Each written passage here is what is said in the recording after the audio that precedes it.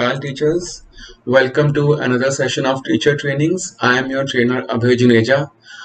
हमने पिछले सेशन में बात करी थी कुछ टीचिंग अप्रोचेस की और आज उस बात को हम थोड़ा और आगे बढ़ाते हैं। आज हम जो अप्रोचेस को डिस्कस करेंगे those are problem solving and brainstorming approaches. हम इन दोनों अप्रोचेस को इकट्ठे डिस्कस करेंगे बिकॉज ये दोनों एक दूसरे से काफी ज्यादा जुड़ी हुई है।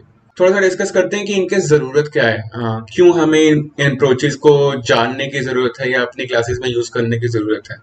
रियल लाइफ में जो प्रॉब्लम्स होती हैं वो सिंपल नहीं होती हैं और उन प्रॉब्लम्स का कोई एक सोल्यूशन नहीं होता है, फिक्स्ड सोल्यूशन। जैसा जनरली हम अपनी एजुकेशन में रखते हैं, हम एक सोल्यूशन बता देते हैं और हम चाहते हैं बच्चे उस सोल्यूशन को यूज करें।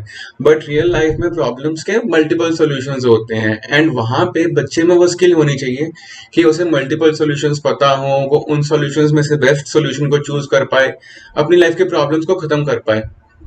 उन सॉल्यूशंस तक जाने के लिए बच्चे को जो स्किल चाहिए वो स्किल्स बचपन से ही डेवलप होनी चाहिए और स्कूल्स का एक बहुत ही उसमें इंपॉर्टेंट रोल होता है।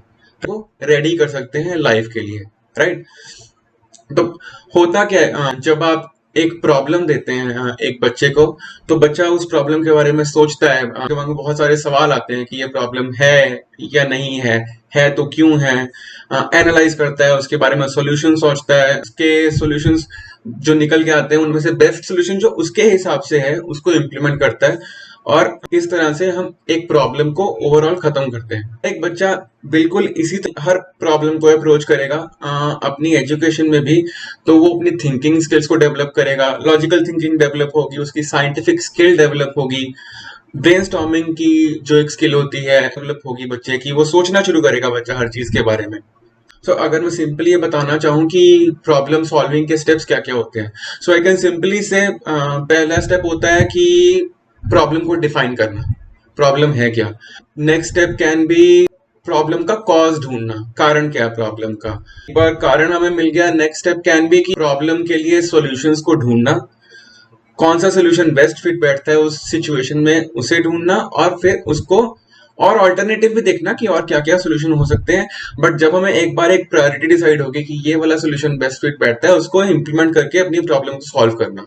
तो ये हम रियल लाइफ में करते हैं। ये स्किल्स हम हर लैंग्वेज में यूज कर सकते हैं, हम मैथ्स में कर सकते हैं, साइंस में कर सकते हैं, कंप्यूटर्स में कर सकते हैं और इसके अलावा हम लैंग्वेज टीचिंग में भी कर सकते हैं, ग्रामर में कर सकते हैं, सोशल स्टडीज में कर सकते हैं, राइट। आज हम कुछ एग्जाम्पल्स डिस्कस करेंगे इसके कि कैसे इस अप्रोच को हम डिफरेंट डिफरेंट सब्जेक्ट्स में यूज कर सकते हैं। कुछ एग्जाम्पल्स अगर आपके दिमाग में अलग आते हैं प्लीज शेयर कीजिए कमेंट्स में वो एग्जाम्पल्स भी। साइंस की बात की जाए तो प्राइमरी लेवल पे Homi Bhabha centre of science education already अपनी बुक्स में इन टेक्निक्स को बहुत ज्यादा प्रमोट कर रहा है, जो कि स्मॉल साइंस नाम की सीरीज है। एंड देन अगर आप कंप्यूटर्स की बात करें तो आईआईटी बॉम्बे ने जो करिकुलम बनाया कंप्यूटर मस्ती का, उसमें वो बहुत ज्यादा ब्रेनस्टॉर्मिंग और प्रॉब्लम सॉल्विंग टेक्निक को यूज कर रहा है। तो करिकुलम्स ऑलरेडी स्टार्ट कर चुके हैं इन टेक्निक्स को यूज करना, लेकिन अगर आपके करिकुलम में ये टेक्निक बहुत ज्यादा यूज नहीं हो रही है, it's up to the teacher कि वो इन दोनों अप्रोचेस को यूज करें ताकि बच्चे लाइफ के लिए रेडी हों। It's talk about some examples. तो पहला मैं लेता हूँ मैथ्स में। हम बच्चे को आपने पूछा कि ओके बच्चे, आपको एक जर्नी करनी है अपने घर से एयरपोर्ट की। अगर आप बाय कार जाओगे तो 3 घंटे लगेंगे और अगर आप बाय पब्लिक ट्रांसपोर्ट जाओगे तो 6 घंटे लगेंगे। बताओ क्या करना है। ना आपने बच्चे को एक प्रॉब्लम दे दी, rather than just giving a plain answer कि यार कार में 3 घंटे लगेंगे, कार में जाना चाहिए। इट्स टाइम कि बच्चा स्टार्ट करे ब्रेनस्टॉर्मिंग। पहले तो सबसे पहले बच्चे के पास ये सवाल आएगा कि ये किसको चूज करूं, और उसके बाद सवाल आएगा क्यों चूज करूं, राइट। एंड देन उसे बहुत सारे फैक्टर्स कंसिडर करने पड़ेंगे। ये सब चीजें बच्चा खुद करेगा, आपको वहां पे नहीं बच्चे के दिमाग में घुसना है। बच्चा सोचेगा कॉस्ट इन्वॉल्व है, मुझे किसी को छोड़ने जाना पड़ेगा, अगर कार में जाएंगे उस इंसान को वापस भी आना पड़ेगा, इस अप्रोच में इतने पैसे लगेंगे, इस अप्रोच में कम पैसे लगेंगे। तो बहुत सारे सोल्यूशंस होंगे, राइट। इंटरेस्टिंग है ना। Rather than giving your own answers, बच्चे अपने आंसर खुद निकाल रहे हैं। सो मैथमेटिक्स में तो इसका बहुत ज्यादा यूज होता है, अपनी क्लासेस में भी यूज कर सकते हैं, सिंपल एडिशन सब्ट्रैक्शन में भी यूज कर सकते हैं। मैथमेटिक्स की बात करूं तो my second example is based on science. मैं अपने बच्चों को पढ़ा रहा हूँ शुगर के बारे में, लेट्स से केमिकल फैक्ट्रीज के बारे में। मैंने अपने बच्चों को बोला कि बच्चे आपके शहर के बीचों बीच एक शुगर फैक्ट्री है, राइट। क्या आपको पता है ये शुगर फैक्ट्री आपकी हेल्थ के लिए बहुत हार्मफुल है, राइट। अभी एज अ टीचर आपने सिंपल बच्चों को बता दिया कि ये हार्मफुल है, बच्चों ने मान लिया कि हाँ जी हार्मफुल है, काम खत्म। नहीं, अब आपने बच्चों से सवाल पूछा पर मुझे नहीं पता कि ये बात सही है कि नहीं, आप बता सकते हो कि ये बात सही है कि नहीं। अब बच्चे ब्रेनस्टॉर्मिंग करनी स्टार्ट कर सकते हैं, बच्चों को ग्रुप में डिवाइड कर दीजिए, बच्चे सिंपल इस चीज से स्टार्ट कर सकते हैं, फैक्ट्री 50 साल से है, अगर ऐसा होता कि ये हार्मफुल है तो किसी ने रोज क्वेश्चंस रेज किए होते, किसी ने क्लेम किया होता कि नहीं नहीं ये फैक्ट्री यहाँ से हटानी चाहिए। क्या सच में ये प्रॉब्लम है? अगर है तो इसका कॉज क्या है? मतलब एक बार बच्चे ने समझ लिया कि हाँ चलो प्रॉब्लम है, मान लेते हैं, अब समझते हैं कारण क्या है इस प्रॉब्लम का, क्यों ये चीज हो रही है। फिर बच्चा उसके और डीप जाएगा, चेक करेगा अच्छा कितनी गैस रिलीज होती है, कितनी गैस रिलीज हो कि इंसान को उससे फर्क पड़े या ना पड़े, उस फैक्ट्री के आसपास कितने लोग रहते हैं, मतलब बहुत सारी डीप थॉट में जा सकता है बच्चा, और इसके बाद कोई एक आंसर निकाल के ला सकता है। हो सकता है बच्चा बाद में आके बोले नहीं मैम शुगर फैक्ट्री यहाँ पे है, ये हार्मफुल नहीं है। बिल्कुल बिल्कुल बुक सही बोलती है, कई जगह पे हार्मफुल होती है, कई जगह पे हार्मफुल नहीं होते हैं, लेकिन इसके कुछ फैक्टर्स होते हैं, और हमने ये जरूर चेक किया कि जो हमारे शहर की फैक्ट्री है वो हार्मफुल नहीं है, वो सारे प्रोटेक्टिव मेजर्स को यूज करती है। तो बच्चों ने ब्रेनस्टॉर्मिंग करके आंसर्स निकाले, बच्चों को खुद समझ में आया कि फैक्ट्री किसी जगह पे होने के क्या फायदे हैं, क्या नुकसान है, केमिकल्स का क्या होता है नुकसान या फायदा हमारी लाइफ में। तो बच्चों ने एक चीज सीखने के बजाय बहुत सारी चीजें सीखी और उन्होंने एक लाइफ स्किल सीखी, राइट। अनदर एग्जांपल, अब बात करते हैं कंप्यूटर्स की। कंप्यूटर्स में आपने बच्चे को बोला ओके बच्चे ये पेंट सॉफ्टवेयर है, इसमें आपने ये ड्राइंग ड्रॉ करनी है, आपने एक सिंपल सीनरी लेट्स से दे दी बच्चों को, जो हम बचपन में करते थे ना, माउंटेन्स हैं, हट्स हैं। अब आपने बच्चे को ये नहीं बोला कि किस तरह से करना है।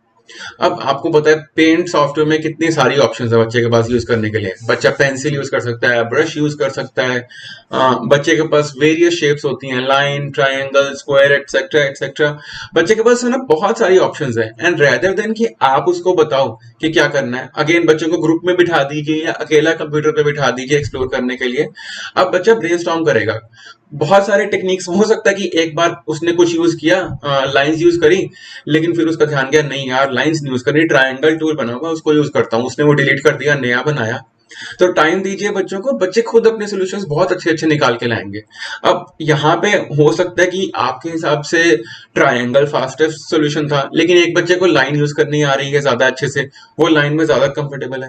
तो यहाँ पे ये भी बात है कि हम उस बच्चे को उसके कंफर्ट के हिसाब से लर्निंग सिखा रहे हैं, जो उसकी सोच बोलती है वो उस तरह से सीखेगा, रेदर देन कि वो जस्ट उस एक तरीके से सीखे जो कि टीचर को पता है। हो सकता है वो एक नया ऐसा मेथड निकाल दे जो टीचर को भी नहीं पता है। सो कितनी इफेक्टिव है ये प्रॉब्लम सॉल्विंग टेक्निक, इसे हम एक्सेल में भी देख सकते हैं। लेट्स से कि आपने बच्चों को बोला कि ओके बच्चों एक लिस्ट बनाओ यहाँ पे सब बच्चों की, उनके मार्क्स एंटर करो और मुझे उनके टोटल मार्क्स चाहिए। आप नहीं बताएंगे कैसे निकालेंगे, बच्चा यहाँ पे कितने तरीके इंप्लीमेंट कर सकता है, खुद मैन्युअली मार्क्स कैलकुलेट करेगा, या फिर सम का फॉर्मूला यूज करेगा, या फिर सब में प्लस प्लस लिखेगा। When you give a child a problem, बच्चा खुद जब एक्सप्लोर करेगा तो बहुत सारी चीजें, अपॉर्चुनिटीज होती हैं बच्चे के पास कुछ सीखने के लिए। इंग्लिश की बात करते हैं। इंग्लिश में आपने बच्चे को बोला ओके बच्चे लेटर लिखा, लेटर लिखो आप, आपने ये लेटर अपने सब फ्रेंड्स को पोस्ट करना है, आपका बर्थडे है, आपने बर्थडे का लेटर पोस्ट करना है, आपके 50 फ्रेंड्स हैं, 50 फ्रेंड्स को आपने लेटर लिखना है। नाउ कितना टीडियस टास्क है, 50 लेटर लिखने पड़ेंगे। चलो डिपेंड करता है कि बच्चा कैसे अप्रोच करना चाहता है। अगर कोई बच्चे को लगता है कि यार मैं लेटर लिखूंगा, मैं छोटा सा लेटर लिखूंगा, मेरी राइटिंग बहुत अच्छी है, मैं लिखना चाहता हूँ, मैं 50 लेटर लिखूंगा। नेक्स्ट, मान लो ग्रुप में आपने डाल दिया बच्चों को, दूसरा बच्चा बोलता है नहीं नहीं इतना लिखना क्यों है, हम एक बार लिखते हैं, हम प्रिंटिंग प्रेस में जाएंगे, उनको बोलेंगे ये प्रिंट करके हमें दे दो 50, हमें अपने दोस्तों को बांटने हैं, तो हमारा काम बहुत बच जाएगा। और हाँ, दूसरे ने बोला नहीं नहीं इसके में पैसे कितने लगेंगे, देखो इसमें हमारा सिर्फ पेपर लगता है, हमें तो प्रिंटिंग के बहुत पैसे लग जाएंगे, हमारे घर में तो पैसे हमें नहीं मिलेंगे इतने। तो देन किसी ने सॉल्यूशन दिया, अरे कंप्यूटर में टाइप कर लेते हैं ना हम, देखो हमारे स्कूल में प्रिंटर भी है, तो हम कंप्यूटर में टाइप करके वहीं से प्रिंट कर लेंगे, या अगर हमें बाहर से भी प्रिंट करना पड़े तो इतना एक्सपेंसिव नहीं है। तो बच्चों के पास एक ही चीज को करने के अगेन बहुत सारे सोल्यूशन निकल के आ गए, कोई भी सोल्यूशन गलत नहीं है इनमें से, राइट। बट उन सोल्यूशन में से बेस्ट सोल्यूशन कौन सा है बच्चे ने खुद डिसाइड किया। अब ये वाली जब टेक्निक्स बच्चा यूज करता है तो बच्चे में एक अलग कॉन्फिडेंस आता है। और द बेस्ट थिंग इज बच्चा लाइफ के लिए रेडी हो रहा है। बच्चे को पता है कि लाइफ में जब मुझे कोई प्रॉब्लम आएगी तो मुझे किस तरह से सोचना है एटलीस्ट उसको आ गया एक लॉजिकल तरीके से। अगर मैं इसको थोड़ा सा समराइज कर दूं टुवर्ड्स द एंड, हमने लास्ट टाइम बात की थी इंडक्टिव डिडक्टिव मेथड्स की, राइट। अब उन मेथड्स में हमने ये जरूर बात की थी कि ये जो मेथड्स होते हैं टीचिंग के, ये डिपेंडेंट होते हैं टीचर की स्ट्रेंथ क्या है, क्लासरूम का कॉन्टेक्स्ट क्या है, एक्सपीरियंस क्या है टीचर का, मतलब टीचर और बच्चों का जो कॉन्टेक्स्ट होता है उसके हिसाब से आप अपना मेथड ऑफ टीचिंग यूज करते हो, जो कि इंडक्टिव भी हो सकता है, डिडक्टिव भी हो सकता है। हाँ, इंडक्टिव डिडक्टिव के बारे में आपको याद आएगा। इंडक्टिव होता है जो कि बहुत एक्सप्लोरेशन की तरफ होता है, डिडक्टिव होता है जो जिसमें आप कॉन्सेप्ट बता देते हो, राइट, और बच्चा उसके बाद एग्जाम्पल्स के साथ उसको प्रैक्टिस करता है। तो हमने ये दोनों मेथड्स तो कर लिए थे और आज हमने कुछ अप्रोचेस सीखी, प्रॉब्लम सॉल्विंग एंड ब्रेनस्टॉर्मिंग की। अब ये अप्रोचेस और मेथड से अलग है। मेथड जो है टीचिंग के, दोनों में से कोई एक आप चूज करोगे डिपेंडिंग ऑन योर कैपेबिलिटीज, या फिर आप दोनों में से दोनों को चूज कर सकते हो, मिक्स ऑफ बोथ। और ये अप्रोच मैं इसलिए चाहता हूं कि आप चूज करें बिकॉज आपकी क्लास का एक बेटर लर्निंग एनवायरनमेंट इससे बनेगा ना। अगर आप इसको थोड़ा सा और सोचें तो आप ये जरूर जानेंगे कि जो ये अप्रोचेस हैं प्रॉब्लम सॉल्विंग एंड ब्रेनस्टॉर्मिंग की, ये इंडक्टिव मेथड को यूज करती हैं, राइट। इसमें आप बच्चों को काम सोचने का मौका देते हो, आप सिर्फ एक फैसिलिटेटर की तरह काम करते हो। और इस चीज को करते हुए बच्चा अपने आप नोन टू अननोन की तरफ जाता है, रेदर देन कि आप बच्चे को एकदम सब कुछ स्पून फीडिंग करो। This is all for today's class. Next session में हम एक और अप्रोच की बात करेंगे जो कि है मिनिमलिस्ट अप्रोच। ये भी इंक्वायरी बेस्ड लर्निंग अप्रोचेस में आती है। जानेंगे कि इस अप्रोच के फायदे क्या होते हैं, और हम पूरा समराइज भी करेंगे एक बार हमारे इंक्वायरी बेस्ड अप्रोचेस को अपनी अगली क्लास में। तो तब तक अपना ध्यान रखिए teachers. Thank you, bye bye, take care.